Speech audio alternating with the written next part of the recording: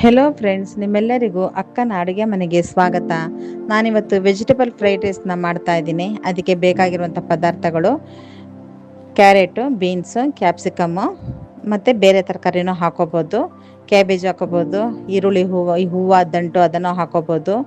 ಮತ್ತು ಅದಕ್ಕೆ ಈರುಳ್ಳಿ, ಆಮೇಲೆ ಬೇಕಾದರೆ ಹಸಿಮೆಣಸಿನ್ಕಾಯಿ ಆಪ್ಷನಲ್ಲು, ಆಮೇಲೆ pepper powder, soya sauce, vinegar, ಎಣ್ಣೆ, ಉಪ್ಪು ಇಷ್ಟು ಬೇಕಾಗುತ್ತೆ. ಅದನ್ನು ಮಾಡೋದನ್ನ ತೋರಿಸ್ತೀನಿ.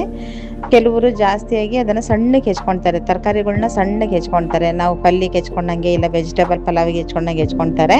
ನಾನು ಇದನ್ನು ಉದ್ದುದ್ದಕ್ಕೆ ಹೆಚ್ಕೊಂಡಿದ್ದೀನಿ. ಅದು ಅವ್ರವ್ರ ಇಷ್ಟ, ಯಾವ ಥರ ಬೇಕಾದರೂ ಹೆಚ್ಕೋಬೋದು.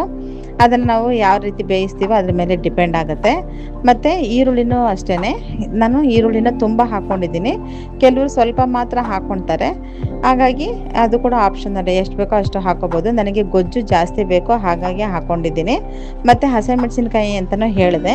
ಹಸಿಮೆಣಸಿನ್ಕಾಯಿ ನಮಗೆ ಖಾರ ಬೇಕು, ಅದಕ್ಕೋಸ್ಕರ ನಾನು ಹಸಿಮೆಣಸಿನ್ಕಾಯಿ ಹಾಕ್ಕೊಂಡಿದ್ದೀನಿ. ಮೈಲ್ಡಾಗಿ ಟೇಸ್ಟ್ ಮಾಡೋಂಥವ್ರು ಹಸಿಮೆಣಸಿನ್ಕಾಯಿ ಏನು ಬೇಡ, ಬರೀ ಪೆಪ್ಪರ್ ಪೌಡ್ರ್ ಇದ್ದರೆ ಸಾಕು, ಅದರಲ್ಲೇ ಖಾರ ಬರುತ್ತೆ. ನಮ್ಮನೆಗೆ ಸ್ವಲ್ಪ ಖಾರ ಜಾಸ್ತಿ ಅನ್ನೋದಕ್ಕೋಸ್ಕರ ನಾನು ಖಾರಕ್ಕೆ ಹಸಿಮೆಣಸಿನ್ಕಾಯಿ ಹಾಕ್ಕೊಂಡಿದ್ದೀನಿ. ಅದ್ರ ಜೊತೆಗೆ ನಾನು ಹೆಚ್ಚಿಟ್ಕೊಂಡಿರುವಂಥ ಬೆಳ್ಳುಳ್ಳಿ ಮತ್ತು ಶುಂಠಿನ ಹಾಕ್ಕೊಂಡಿದ್ದೀನಿ. ಹೆಚ್ಕೊಳೋದಿಲ್ಲ ಅಂತಂದರೆ ಪೇಸ್ಟ್ ಕೂಡ ಹಾಕೋಬೋದು, ಅದೇ ಟೇಸ್ಟೇ ಬರುತ್ತೆ.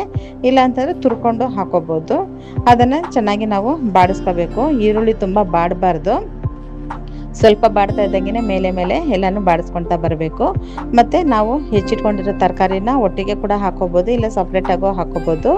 ನಾನು ಸಪ್ರೇಟಾಗಿ ಹಾಕ್ಕೊಂಡಿದ್ದೀನಿ. ಮತ್ತು ನಾನು ತರಕಾರಿನ ಸ್ವಲ್ಪ ಜಾಸ್ತಿ ಬೇಯಿಸಿದ್ದೀನಿ, ಯಾಕೆಂದರೆ ಮಕ್ಕಳು ಬಾಯಿಗೆ ತರಕಾರಿ ಸಿಕ್ಕಿದ್ರೆ ತೆಗೆದಿಟ್ಬಿಡ್ತಾರೆ ಸೈಡಿಗೆ. ಹಾಗಾಗಿ ತುಂಬ ಬೆಂದೋಯ್ತು ಅಂತಂದರೆ ಅವರು ಹಾಗೇನೆ ತಿಂತಾರೆ. ಅದಕ್ಕೋಸ್ಕರ ನಾನು ಬೇಯಿಸಿದ್ದೀನಿ. ಇದನ್ನು ಅರ್ಧಬರ್ಧನೇ ಬೇಯಿಸಬೇಕು ತರಕಾರಿನ, ಆವಾಗಲೇ ತಿನ್ನೋಕ್ಕೆ ಚೆನ್ನಾಗಿರುತ್ತೆ. ಗರಿ ಗರಿಯಾಗಿ ಅನ್ನ ಜೊತೆಗೆ ಅದು ತರಕಾರಿ ಚೆನ್ನಾಗಿ ಸಿಗುತ್ತೆ, ಬಾಯಿಗೆ ಟೇಸ್ಟ್ ಕೂಡ ಚೆನ್ನಾಗಿರುತ್ತೆ.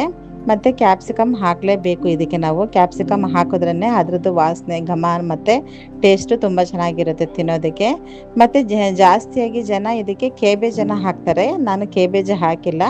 ಮತ್ತು ಈರುಳ್ಳಿ ಹೂವನ್ನು ಕೂಡ ಹಾಕ್ಕೊಳ್ತಾರೆ, ಈರುಳ್ಳಿ ಹೂವು ದಂಟು ಎಲ್ಲ ಹಾಕ್ಕೊಳ್ತಾರೆ. ತುಂಬ ಚೆನ್ನಾಗಿರುತ್ತೆ ಟೇಸ್ಟು. ನಾನು ತರಕಾರಿ ಜಾಸ್ತಿ ಆಗೋಗುತ್ತೆ ಅಂತ ಅದನ್ನು ಹಾಕ್ಕೊಂಡಿಲ್ಲ. ಮತ್ತು ನಾನು ಇದಕ್ಕೆ ವಿನಿಗರ್ ಹಾಕ್ಕೊಂಡಿದ್ದೀನಿ, ಮತ್ತು ಪೆಪ್ಪರ್ ಪೌಡ್ರ್ ಹಾಕ್ಕೊಂಡಿದ್ದೀನಿ. ಹಸಿಮೆಣಸಿನ್ಕಾಯಿನೂ ಹಾಕ್ಕೊಂಡು ಪೆಪ್ಪರ್ ಪೌಡ್ರನ್ನೂ ಹಾಕ್ಕೊಂಡಿದ್ದೀನಿ. ಹಾಗಾಗಿ ಖಾರ ಜಾಸ್ತಿ ಇರುತ್ತೆ, ನೀವು ನೋಡಿಕೊಂಡು ಹಾಕೋಬೇಕಾಗುತ್ತೆ. ನಾನು ಬರೀ ಪೆಪ್ಪರ್ ಪೌಡ್ರ್ ಹಾಕಿದ್ರೆ ಇನ್ನೂ ನಿಮಗೆ ಟೇಸ್ಟ್ ಚೆನ್ನಾಗಿರುತ್ತೆ. ಮತ್ತು ಸ್ವಲ್ಪ ಕಮ್ಮಿನೇ ಹಾಕ್ಕೊಳ್ಳಿ, ಟೇಸ್ಟ್ ನೋಡಿಕೊಂಡು ಹಾಕೋಬೋದು. ಅಕಸ್ಮಾತ್ ಖಾರ ಅನ್ನ ಜಾಸ್ತಿ ಆಗೋಯಿತು ಅಂದರೆ ಸೋಯಾ ಸಾಸನ್ನು ಸ್ವಲ್ಪ ಜಾಸ್ತಿ ಹಾಕೋಬೋದು. ನಾನು ವಿನಿಗರ್ ಜಾಸ್ತಿ ಹಾಕಿಲ್ಲ, 1 ಸ್ಪೂನ್ ಮಾತ್ರ ಹಾಕಿದ್ದೀನಿ. ನಿಮಗೆ ವಿನಿಗರ್ ಇಷ್ಟ ಆಗಲಿಲ್ಲ ಅಂತಂದರೆ ನಿಂಬೆಹಣ್ಣು ಕೂಡ ಹಾಕೋಬೋದು. ಮತ್ತು ಸೋಯಾ ಸಾಸ್ ಕೂಡ ನಾನು ಜಾಸ್ತಿ ಹಾಕ್ಕೊಂಡಿದ್ದೀನಿ. ನಾವು ಹೊರಗಡೆ ತಿನ್ನಬೇಕಾದ್ರೆ ನಮಗೆ ಅಷ್ಟು ಲೈಟ್ ಕಲರ್ನಲ್ಲಿರುತ್ತೆ, ಅಷ್ಟು ಡಾರ್ಕ್ ಆಗಿರೋದಿಲ್ಲ ರೈಸು. ನಾನು ಸ್ವಲ್ಪ ಡಾರ್ಕ್ ಆಗಿದೆ ಅನ್ನೋದಕ್ಕೋಸ್ಕರ ಸೋಯಾ ಸಾಸನ್ನು ಹಾಕ್ಕೊಂಡಿದ್ದೀನಿ.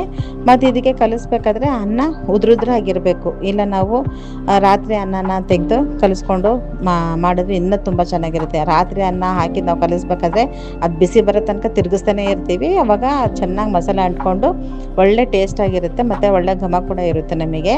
ನಾನು ಅನ್ನನ ಆವಾಗಷ್ಟೇ ಮಾಡಿದ ಅನ್ನನ ಹಾಕಿದ್ದೀನಿ, ಹಾಗಾಗಿ ಸ್ವಲ್ಪ ಅದು ಗಂಟು ಆದಂಗಿದೆ. ಅದನ್ನು ನಿಧಾನಕ್ಕೆ ಬಿಡಿಸ್ಬೋದು. ತಣ್ಣಗಾಯಿತು ಅಂತಂದರೆ ಚೆನ್ನಾಗಿ ಬಿಟ್ಕೊಳತ್ತೆ. ಆದರೆ ತಂಗಳನ್ನದಲ್ಲಿ ಮತ್ತು ತಣ್ಣಗಾಗಿರೋ ಅನ್ನದಲ್ಲಿ ಮಾಡಿದ್ರೆ ಇನ್ನೂ ಟೇಸ್ಟ್ ಆಗಿರುತ್ತೆ. ಯಾಕೆ ಅಂತಂದರೆ ಆ ಅನ್ನ ಹೊಂದ್ಕೊಳತ್ತೆ, ಆ ಎಣ್ಣೆಯಲ್ಲಿ ಹೊಂದ್ಕೊಳೋ ತನಕ ನಾವು ತಿರುಗಿಸ್ತಾನೆ ಇರ್ತೀವಿ, ಹಾಗಾಗಿ ಅದು ನಮಗೆ ಒಳ್ಳೆ ಟೇಸ್ಟ್ ಬರುತ್ತೆ. ಇದು ಬಿಸಿಯನ್ನು ಹಾಕಿ ಕಲಸೋದಕ್ಕೆ ಸ್ವಲ್ಪ ಅದು ಚಿತ್ರಾನ್ನ ಥರ ಆಗಿಬಿಡುತ್ತೆ. ಒಬ್ಬೊಬ್ಬರು ಒಂದೊಂದು ಸ್ಟೈಲಲ್ಲಿ ಮಾಡ್ತಾರೆ ಫ್ರೈಡ್ ರೈಸನ್ನು. ನಾನು ಈ ರೀತಿಯಾಗಿ ಸಿಂಪಲಾಗಿ ಮಾಡ್ಕೊಂಡಿದ್ದೀನಿ. ನಿಮಗೆ ಈ ರೆಸಿಪಿ ಇಷ್ಟ ಆಗುತ್ತೆ ಅಂತಲೇ ತಿಳ್ಕೊಂಡಿದ್ದೀನಿ. ಒಂದ್ಸತಿ ನೀವು ಕೂಡ ಮಾಡ್ಕೊಂಡು ತಿಂದು ನೋಡಿ. ಈ ರೆಸಿಪಿ ಇಷ್ಟ ಆದರೆ ಲೈಕ್ ಮಾಡಿ, ಶೇರ್ ಮಾಡಿ, ಸಬ್ಸ್ಕ್ರೈಬ್ ಮಾಡಿ. Thank you friends.